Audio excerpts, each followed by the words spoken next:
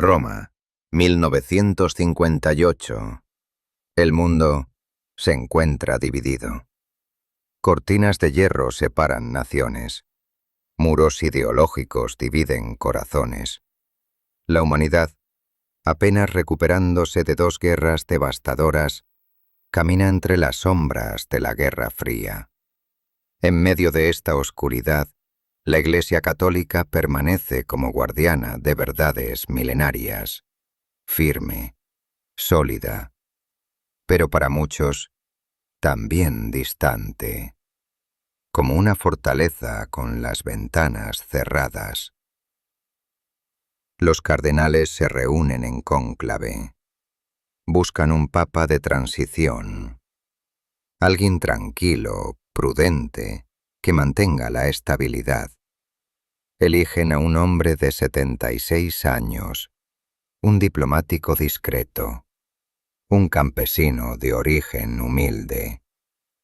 Era el candidato perfecto para no hacer olas. Pero el Espíritu Santo tenía otros planes, porque este anciano de sonrisa bondadosa y corazón simple estaba a punto de convocar el acontecimiento más transformador del siglo XX para la Iglesia Católica. Estaba a punto de abrir las ventanas y dejar entrar el viento fresco de Pentecostés. Angelo Giuseppe Roncalli nació el 25 de noviembre de 1881 en Sotto il Monte, un pequeño pueblo entre las colinas del norte de Italia. Era el cuarto de 14 hijos, hijos de campesinos pobres, pero ricos en fe.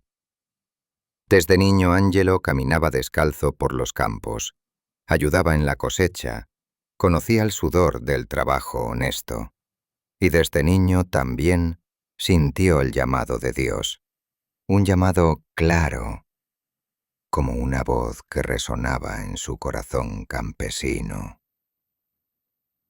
En el seminario, sus superiores notaban algo especial en él, una bondad que no se podía fingir, una capacidad de ver a Cristo en cada rostro humano, una sencillez que desarma y conquista. Ordenado sacerdote, Angelo sirvió como capellán militar en la Primera Guerra Mundial. Entre el barro y la sangre de las trincheras, consoló a soldados moribundos. Católicos, ortodoxos, protestantes, para él todos eran hijos de Dios que sufrían. Su fe no construía muros, tendía puentes. Durante décadas sirvió como diplomático papal en Bulgaria, Turquía y Francia. Lugares difíciles, lugares donde los católicos eran minoría, donde el diálogo parecía imposible. Pero Angelo Roncalli practicaba lo que llamaba la caridad que todo lo comprende. Durante la Segunda Guerra Mundial, siendo nuncio apostólico en Turquía, arriesgó todo para salvar a miles de judíos de la persecución nazi. Falsificó documentos, abrió puertas, salvó vidas. Y cada noche, en la intimidad de su habitación, escribía en su diario espiritual, el diario del alma. Confesaba sus luchas, sus dudas, sus anhelos de santidad. El 28 de octubre de 1958, Angelo Roncalli apareció en el balcón de San Pedro. Ya no era el cardenal discreto, era el Papa Juan XXIII. Eligió ese nombre para honrar a su padre, Giovanni, y a San Juan Bautista, el precursor, porque él también se sentía un precursor, alguien que prepara el camino para algo más grande. Los primeros meses fueron tranquilos, tal vez demasiado tranquilos. Los cardenales respiraban aliviados. Todo seguirá igual, pensaban. Pero el 25 de enero de 1959, apenas 3 meses después de su elección, sucedió algo inesperado. En la Basílica de San Pablo Extramuros, Juan el 23 hizo un anuncio que dejó al mundo sin aliento. Con voz temblorosa, pero con la firmeza de quien ha escuchado al Espíritu Santo, convocó un concilio ecuménico, el primero en casi 100 años. Queridos hijos, dijo, es necesario que la Iglesia se ponga al día con los tiempos, que abra las ventanas y deje entrar aire fresco.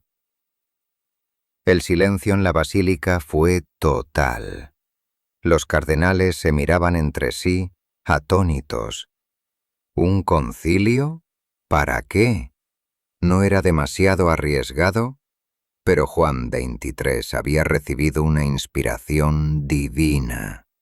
Él mismo confesó más tarde: la idea del concilio floreció en mi corazón y en mis labios inesperadamente, como la primera flor de una primavera imprevista. No era arrogancia humana, era docilidad al espíritu. Este papa anciano, que muchos consideraban una simple transición, comenzó a revolucionar la Iglesia con su simplicidad. El Concilio Vaticano II transformó la Iglesia católica desde sus cimientos. La misa, que durante siglos se había celebrado en latín, comenzó a celebrarse en las lenguas del pueblo, para que todos pudieran entender, para que la liturgia no fuera un misterio lejano, sino una participación viva. La Iglesia se redefinió a sí misma, no como una jerarquía distante, sino como el pueblo de Dios, peregrinos que caminan juntos hacia el reino. Se abrieron puentes de diálogo con otras iglesias cristianas, con el judaísmo, con el islam, con todas las religiones. La Iglesia reconoció que Dios actúa más allá de sus fronteras visibles. Los laicos recibieron un nuevo protagonismo. La Iglesia no era solo de los clérigos, era de todos los bautizados, llamados a la santidad y a la misión. Juan XXIII no vivió para ver la conclusión del concilio. El 3 de junio de 1963, mientras las sesiones continuaban, entregó su alma a Dios. Murió como había vivido, en paz, con una sonrisa. Sus últimas palabras fueron: estoy feliz, y así quiero que estén todos ustedes. El mundo lloró, no solo los católicos, personas de todas las religiones y de ninguna, porque Juan XXIII no había sido solo el Papa de los católicos, había sido un padre para toda la humanidad. Su sucesor, Pablo VI, honró su memoria y continuó el concilio hasta su solemne clausura en 1965. La visión profética del campesino de Soto el Monte se había hecho realidad. La Iglesia había abierto sus ventanas y el aire fresco del Espíritu había renovado todo. San Juan XXIII nos enseñó una verdad luminosa. La santidad no está en la rigidez, sino en el amor. La tradición no es ceniza muerta que se guarda en una urna, sino fuego vivo que se transmite de generación en generación. Él vivió el Evangelio con una sencillez desarmante, y precisamente por eso su impacto fue tan profundo. Porque la santidad verdadera no intimida, atrae, no aleja, acerca.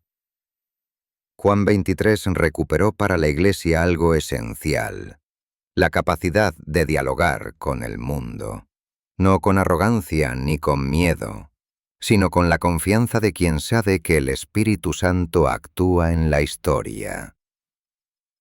Su encíclica Pacem in Terris, Paz en la Tierra, Fue revolucionaria.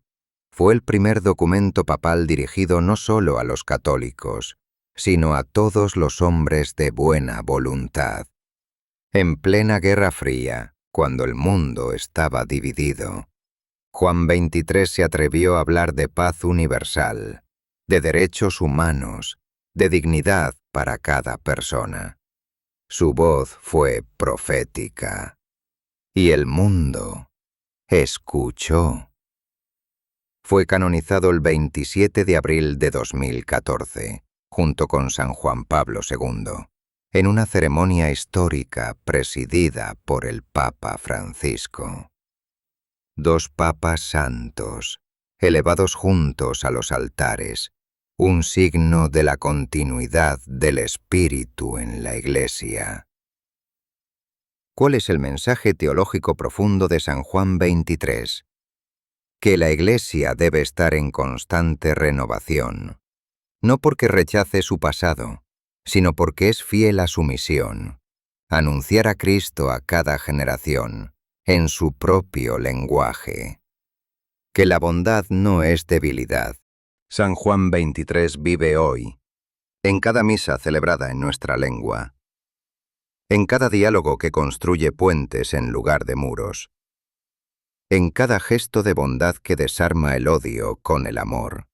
Su legado no es un recuerdo del pasado, es una realidad presente, porque Él nos enseñó que la Iglesia no es un museo de antigüedades, sino un río vivo que fluye hacia el mar de Dios.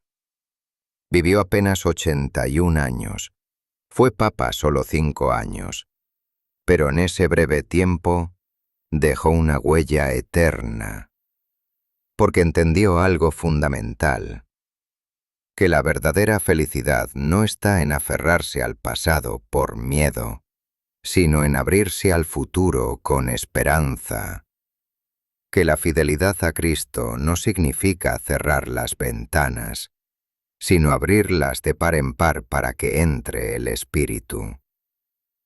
Hoy, cuando el mundo sigue dividido, cuando las ideologías siguen levantando muros, cuando el diálogo parece imposible, San Juan XXIII nos susurra desde el cielo: no tengan miedo. Abran las ventanas. Dejen que entre el aire fresco. El Espíritu Santo sigue soplando. La Iglesia sigue viva. Y Dios sigue amando al mundo. Este es el legado del Papa Bueno, un campesino que se convirtió en padre de la humanidad, un anciano que rejuveneció a la Iglesia, un santo que nos enseñó que el amor siempre encuentra un camino. San Juan XXIII, el pontífice que abrió las ventanas de la Iglesia y nos enseñó a volar. San Juan XXIII, Papa Bueno, pastor de corazón humilde y bondadoso, profeta de la renovación, Padre de la humanidad, que abriste las ventanas de la Iglesia al soplo del Espíritu Santo, y nos enseñaste que la santidad está en el amor sencillo y sincero, ruega por nosotros.